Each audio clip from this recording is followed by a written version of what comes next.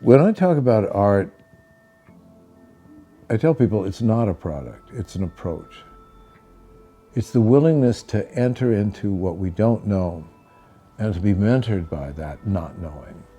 And that the process of learning, of discovering, is the way the thing is not simply optical and something we assume, but like any relationship, something that grows because of our relationship with it.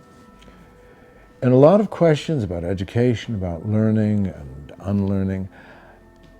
What I have discovered here is that many of the things we desire to know is a question of context. And also, if we think about it, many people think about bodily health, like what am I eating, what am I taking into my body?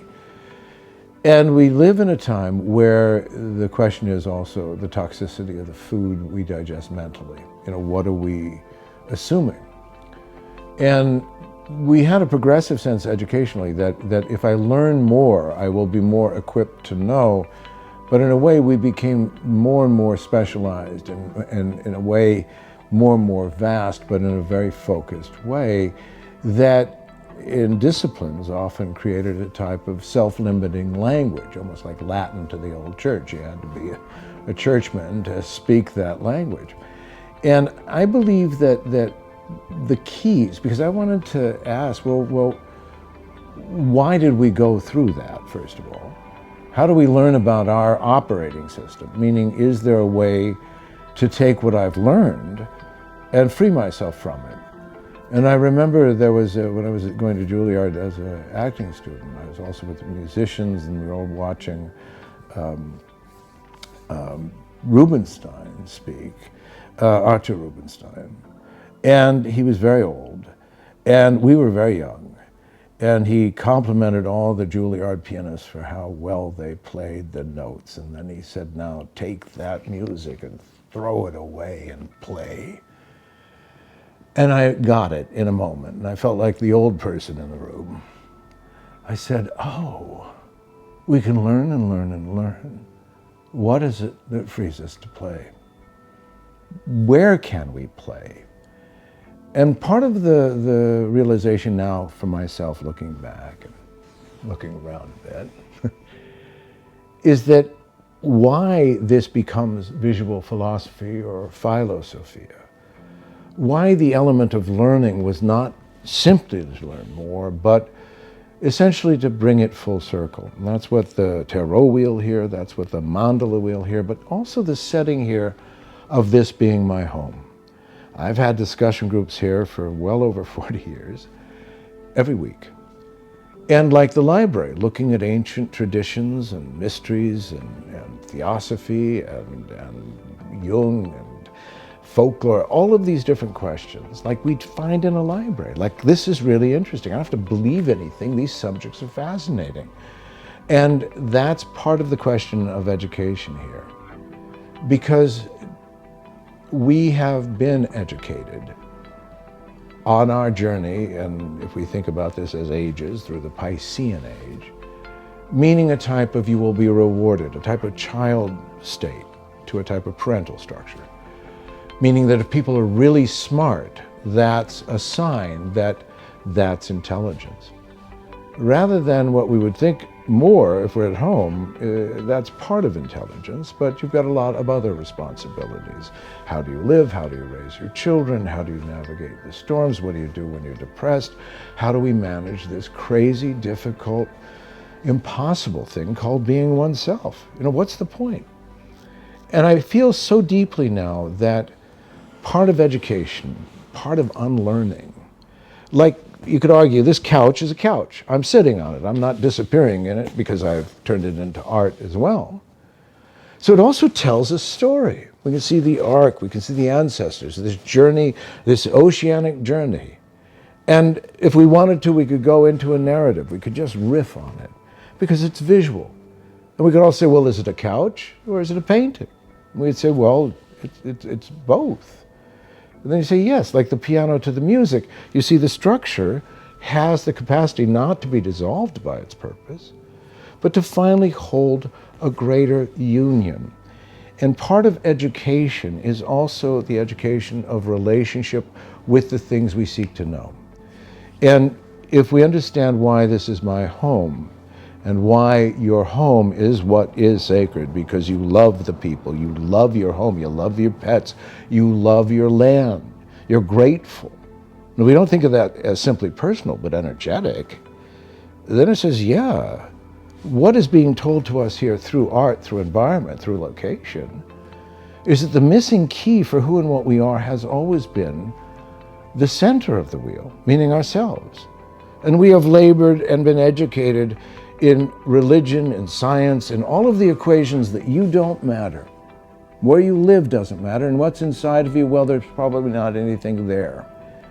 And what the library says is, wait a minute.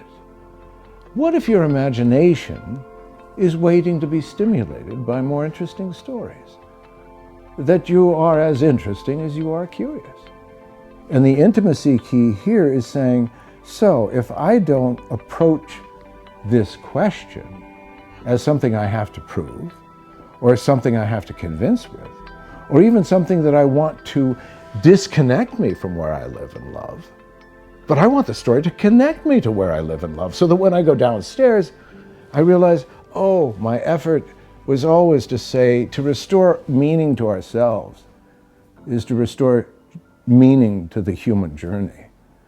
And if we understand what this story of the hieroglyph of the human soul is getting at, what the ancestors and Sophia, the mother, and Christ, the Father, are saying here, is that when we recognize that we are the living waters, that I rise as the living waters woven of these things, and like the couch, I am material. But like the couch also, I am the imagination.